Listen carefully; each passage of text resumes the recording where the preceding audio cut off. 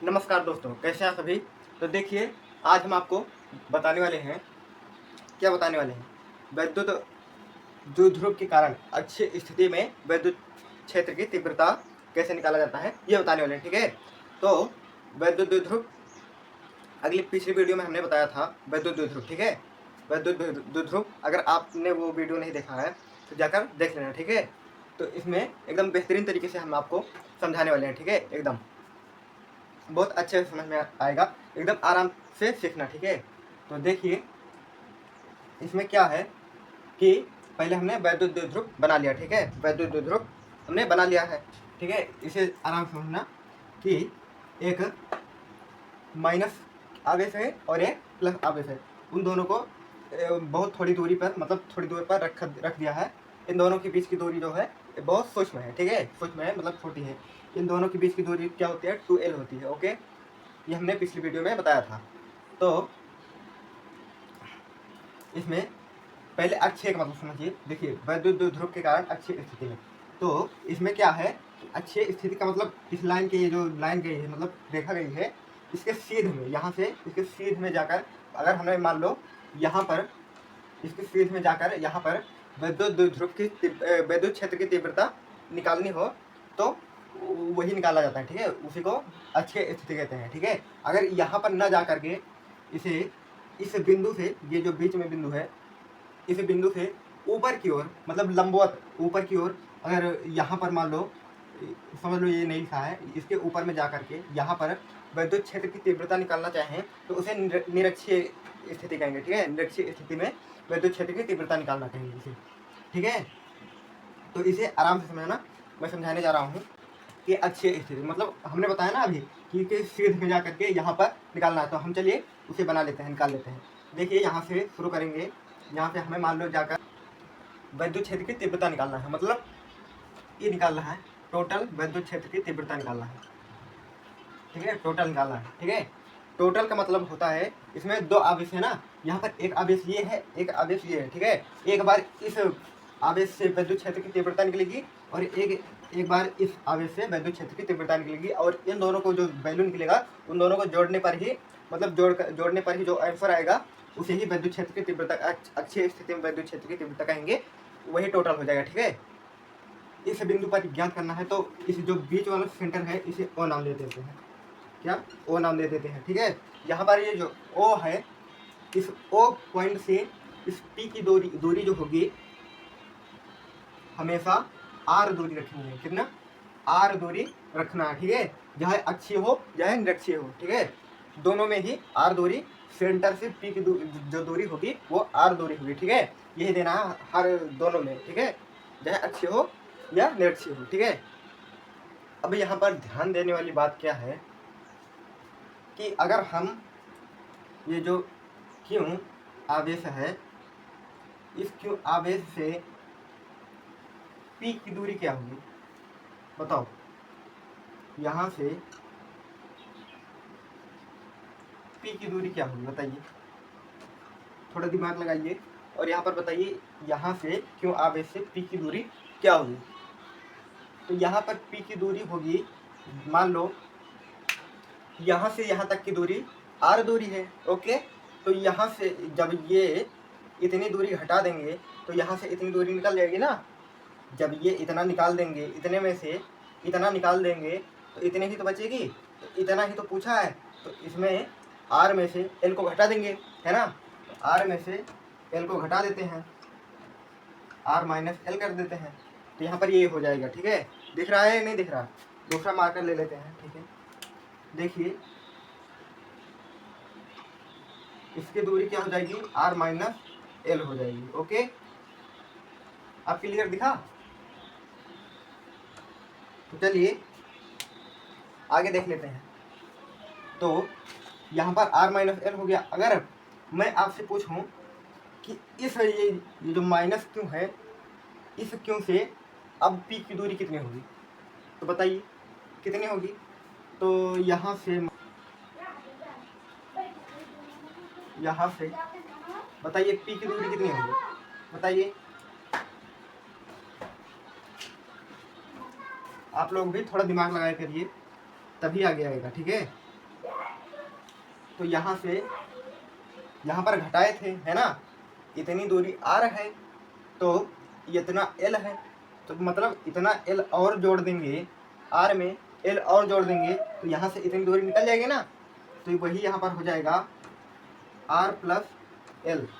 Okay, r plus l हो जाएगा। Okay, यहाँ पर इसकी इतनी दूरी निकल चुकी है। आप लोग कह रहे होंगे कि यहाँ पर दूरी क्यों देख रहे हैं, तो दूरी देख रहे हैं इसलिए कि आगे बहुत इम्पोर्टेंट है, मतलब बहुत ज़रूरत पड़ने वाली है। ठीक है, तो देख लेते हैं कि मान लो, एक मिनट, ये वाला देखो, मान लो ये A है, इस बिंदु को A मान लेते हैं और इस बिंदु को B मान लेते हैं। ओके, ये बिंदु A है और ये बिंदु B है। ठीक है, समझ में आ रहा है कि नहीं आ रहा है? एकदम अच्छे से हमने बताया है। तो देखिए, आप लोग थोड़ा दिमाग लगाएंगे तो आपको समझ में आ जाएगा। ठीक है, अगर नहीं समझ में आया है तो थोड़ा पीछे करके देख लेना। ठीक है, समझ में आ जाएगा। तो आगे बढ़ते हैं, कॉन्सेप्ट क्या है। ठीक है, कि अगर मैं यहाँ से, देखिए ये B बिंदु है, जो B बिंदु है, यहाँ से इसकी विद्युत क्षेत्र की तीव्रता क्या होगी, ये मतलब ये आगे को धकेलेगा या खींचेगा अपनी ओर। ये प्लस क्यों है ना, तो मैं बता दूं आपको कि जहाँ पर प्लस क्यों होता है, वहाँ पर प्लस क्यों से विद्युत क्षेत्र की तीव्रता जो होती है वो बाहर की ओर होती है। ठीक है, और माइनस क्यों से विद्युत क्षेत्र की तीव्रता अंदर की ओर होती है। ओके, तो यहाँ पर क्या होगा कि तो इस बिंदु से ये जो है ये बाहर की ओर धकेलेगा। ठीक है, इसकी विद्युत क्षेत्र की तीव्रता जो होगी वो बाहर की ओर होगी। ठीक है, बाहर की ओर। और इस जो माइनस है, इस माइनस वाले से विद्युत क्षेत्र की तीव्रता क्या होगी बताइए। अब विद्युत क्षेत्र की तीव्रता ये क्या करेगा, अपनी ओर खींचेगा। ठीक है, हालांकि यहाँ से यहाँ तक की दूरी बहुत है, तो ये यहाँ से इधर को अपनी ओर खींचेगा, क्योंकि ये माइनस है। ठीक है, तो माइनस है तो अपनी ओर खींचेगा, ऐसे, है ना। मतलब इसकी जो विद्युत क्षेत्र की तीव्रता होगी बी वाले की, वो बाहर की ओर होगी, और ये जो ए वाली की है उसकी विद्युत क्षेत्र की तीव्रता अंदर की ओर होगी। ठीक है, यहाँ पर वेक्टर लगा सकते हैं। ठीक है, सदिश है इसलिए वेक्टर लगा सकते हैं। यहाँ पर क्या कह रहा है कि इसकी ये जो बी वाला बिंदु है पी वाले बिंदु से बहुत नज़दीक है ना, नज़दीक है मतलब पास है, तो इसकी विद्युत क्षेत्र की तीव्रता अधिक होगी, ज़्यादा होगी, और ये काफ़ी दूर है। ठीक है, ये जो माइनस क्यों है ए वाला बिंदु पी वाली बिंदु से इसकी दूरी बहुत दूर, मतलब कि ज़्यादा है। ठीक है, बहुत दूरी है, तो ये इसकी तीव्रता कम होगी। तो आप ऐसा लिख सकते हैं कि ये जो ई है, ई बी, ये बहुत ज़्यादा है ई ए से। ठीक है, इसे आप लोग लिख लेना, ये ज़्यादा है। ठीक है, मतलब इसकी विद्युत क्षेत्र की तीव्रता ज़्यादा है इससे। ओके, समझ रहे हैं? इतना समझ में आ गया? अगर इतना समझ में आ गया आगे बढ़ते हैं। ठीक है, कि ये जो बी वाला बिंदु है इससे जो विद्युत क्षेत्र की तीव्रता पी पर है उसका सूत्र लिखेंगे एक बार, और एक बार ये जो माइनस क्यों है ए बिंदु से पी बिंदु की दूरी के पर जो विद्युत क्षेत्र की तीव्रता का सूत्र होगा उसको लिखेंगे, और उन दोनों को लिखने के बाद दोनों को आपस में जोड़ देंगे। ठीक है, तो आंसर हो जाएगा। तो देखिए, हमने यहाँ पर सबसे ज़्यादा समझाने का प्रयास किया है। ठीक है, ज़्यादा हमने समझाने का प्रयास किया है कि आपको अगर समझ में आ जाएगा तो अच्छे से आप कर लोगे। ठीक है, अपने मन से भी कर सकते हो, समझ में आना चाहिए, समझ में आ जाएगा तो आप लोग अपने मन से भी बना सकते हो। तो चलिए आगे बढ़ते हैं, हम इसको मिटा करके दूसरी स्लाइड में आगे बढ़ते हैं। ठीक है, तो देखिए यहाँ तक आप लोगों को समझ में आ गया था। ठीक है, तो यहाँ पर हम आगे लिखेंगे, क्या लिखेंगे कि प्लस क्यू आवेश के कारण बिंदु बिंदु P पर वैद्युत क्षेत्र की तीव्रता। ओके, इसे लिखेंगे। और यहाँ पर एक जो सूत्र बनेगा, हमने बताया था विद्युत क्षेत्र जब पढ़ा रहे थे तो उसमें क्या था, E बराबर 1/4 पाई एप्सिलॉन नॉट क्यों, ये क्यों है, बाई आर स्क्वायर होता था। ठीक है, ये हमने बताया था। वही चीज़ सेम फॉर्मूला यहाँ पर भी अप्लाई होगा कि यहाँ पर क्यों है प्लस क्यों है। ठीक है, तो यहाँ पर होगा क्या, ई बी बराबर 1/4 पाई एप्सिलॉन नॉट क्यों बाई, तो यहाँ ई बी है ना, तो मतलब कि बी बिंदु से ई मतलब कि बी बिंदु से पी बिंदु तक जो विद्युत क्षेत्र की तीव्रता निकालना है, वही है लिखा है। इसका सूत्र हो जाएगा, मतलब कि यही रहेगा। अब इसकी दूरी की बात करें तो दूरी आर से लिखी जाती है ना, तो दूरी इसकी क्या है, तो यहाँ से बी से पी की दूरी क्या है, बी से पी की दूरी ये है आर माइनस एल। ठीक है, आर माइनस एल है बी से बिंदु पी तक की दूरी। तो यहाँ पर यही लिखेंगे, क्या लिखेंगे, आर माइनस एल लिखेंगे। ठीक है, ये हम लिख सकते हैं, इसका स्क्वायर हो जाएगा। ओके, तो इसका सूत्र यही हो जाएगा। ठीक है, और दूसरा सूत्र लिखते हैं, क्या लिखेंगे कि माइनस क्यू आवेश के कारण बिंदु P पर विद्युत क्षेत्र की तीव्रता। ओके, यहाँ तक क्लियर है। अब इसका सूत्र क्या होगा, इसका सूत्र हो जाएगा ई ए बराबर 1/4 pi epsilon naught Q by R plus L हो जाएगा।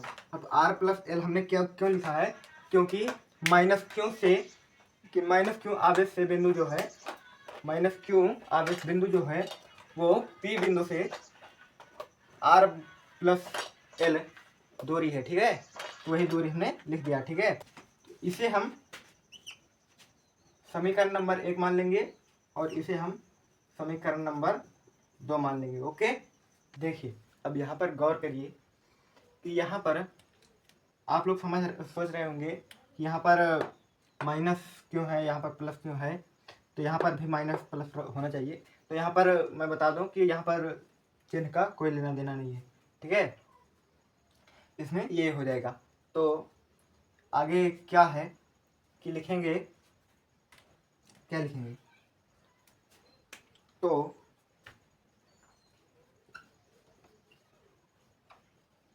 बिंदु P पर कुल विद्युत क्षेत्र ये निकालना है हमें। ठीक है, तो इसे निकालने के लिए क्या होगा कि वेक्टर E बराबर, अब हम आपको बता दें कि देखिए यहाँ पर वेक्टर लगा हुआ है, इसलिए यहाँ पर देखिए ये जो है इससे नज़दीक है तो इसकी विद्युत क्षेत्र की तीव्रता अधिक है। ठीक है, यहाँ पर नज़दीक है तो विद्युत क्षेत्र की तीव्रता अधिक है, तो ये इसमें इसकी विद्युत क्षेत्र की तीव्रता कम है, इसकी ज़्यादा है, तो इसमें से इसे घटा देंगे क्योंकि ये विपरीत है। ठीक है, विपरीत है मतलब इस तरफ से है, तो जब चिन्ह मतलब कि दोनों विपरीत होते हैं एक दूसरे के, तो उसे जोड़ने के बजाय घटा दिया जाता है। ठीक है, यहाँ पर ई वेक्टर लगा हुआ है, इसलिए यहाँ पर चिन्ह जो है विपरीत है, मतलब पीछे आगे ढकेल भी रहा है, खींच भी रहा है, इसलिए विपरीत है, तो इसे घटा देंगे। ठीक है, यहाँ पर घटाएंगे तो क्या होगा तो देखिए हमने ये भी बता दिया कि कौन ज़्यादा है, किस में से कौन घटेगा। तो यहाँ पर ये हो जाएगा कि ए बी बराबर माइनस ये हो जाएगा। इसमें से इसे घटा देगा क्योंकि इसका ये जो नज़दीक है, तो नज़दीक है तो इसका वैद्युत क्षेत्र की तीव्रता अधिक होगी, तो इसमें से ये अधिक है ये कम है, तो इसे घटा देंगे। ठीक है, तो इसमें से इसे घटा देंगे। तो चलिए अगली स्लाइड पर चलते। तो देखिए दोस्तों, यहाँ तक हमने समझ लिया था। ठीक है, अब आगे हम बढ़ते हैं।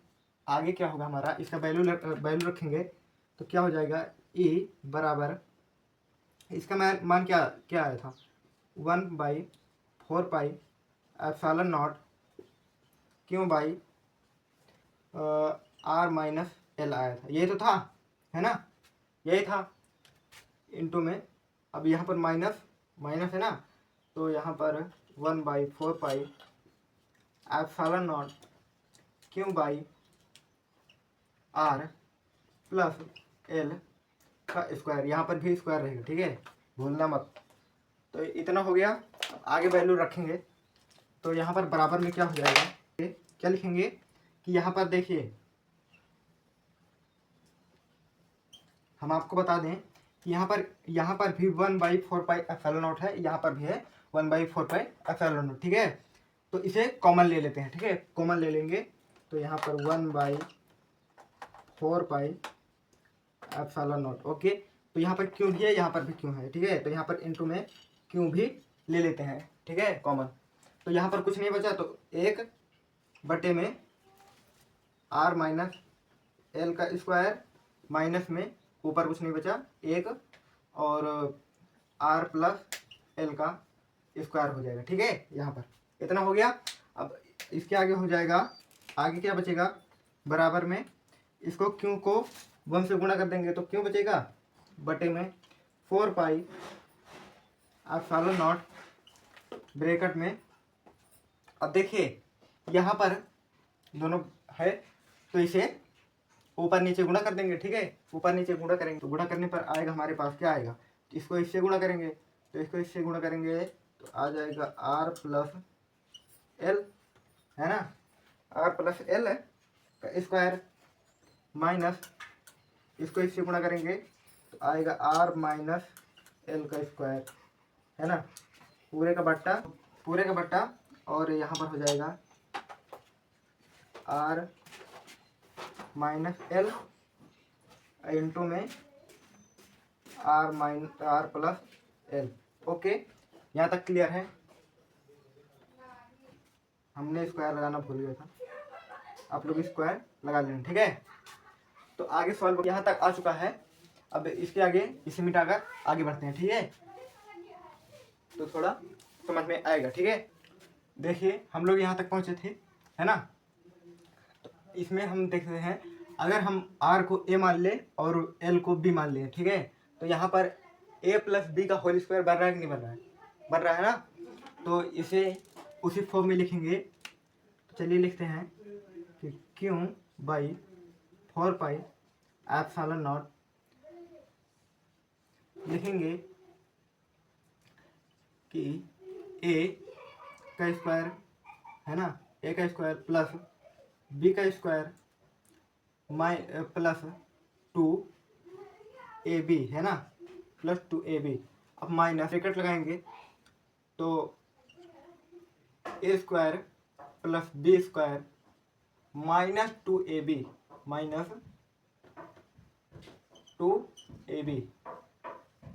है ना। यहाँ तक क्लियर हुआ।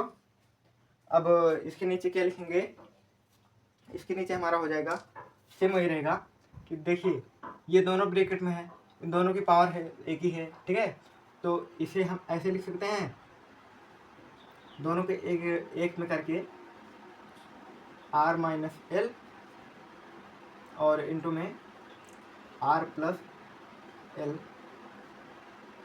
का होल स्क्वायर। ठीक है, ऐसे लिख सकते हैं, नहीं लिख सकते हैं, तो दोनों पर स्क्वायर है तो दोनों पर स्क्वायर हो जाएगा। ठीक है, अगले स्टेप में बढ़ते हैं। अगले स्टेप में क्या होगा हमारा, क्यों बाई 4 एप्सिलॉन नॉट। तो यहाँ पर हो जाएगा हमारा, देखिए अब ब्रैकेट को खोलेंगे R square plus L square plus 2 RL।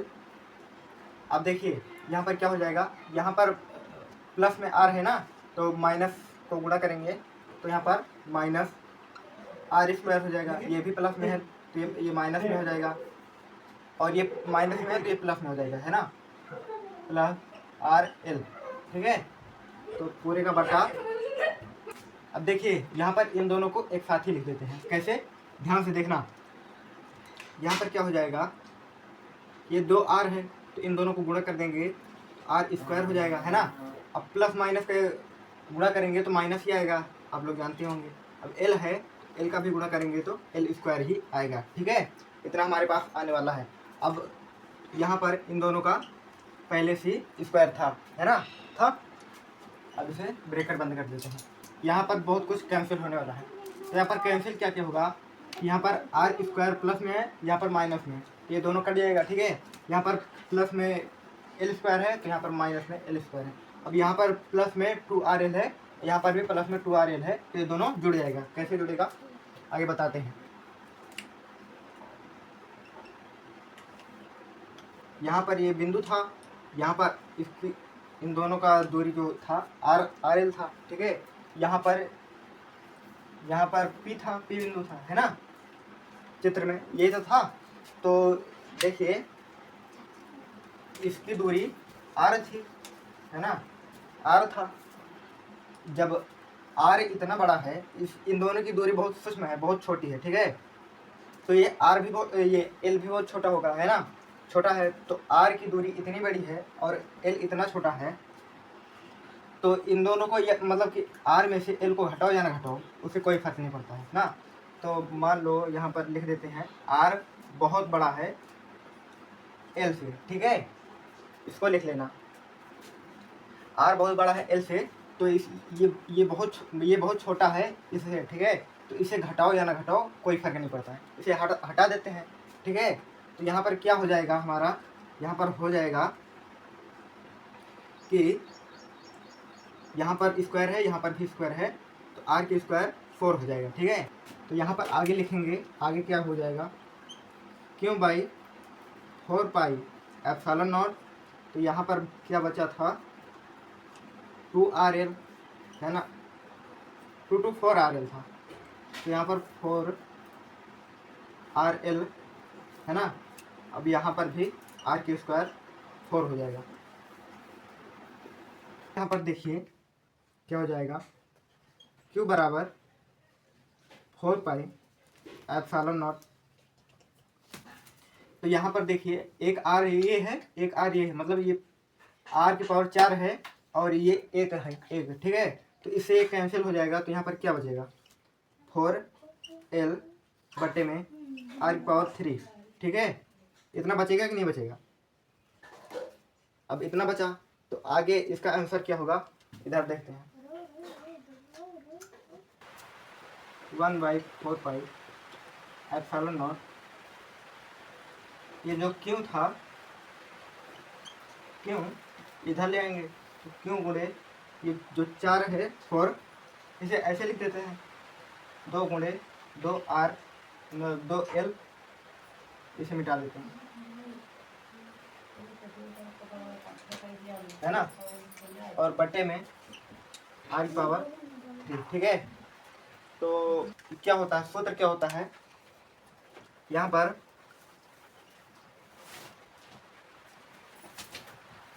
P बराबर क्यों इनटू में 2L होता है कि नहीं होता, इतना ये होता था, है ना। ये सूत्र था हमारा, ये सूत्र था। इसका मतलब होता है, हो गया कि बराबर में, अब यहाँ पर देखिए तो बराबर में हो जाएगा हमारा 1/4 पाई ε0 इंटू में।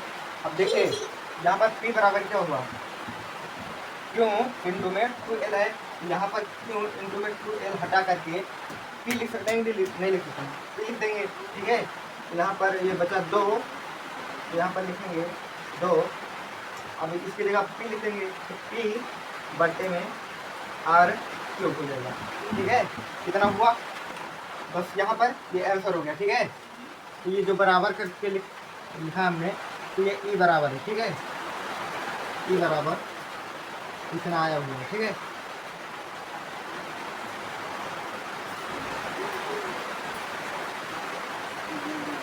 यही है अच्छी स्थिति में व्यंजक प्राप्त करना।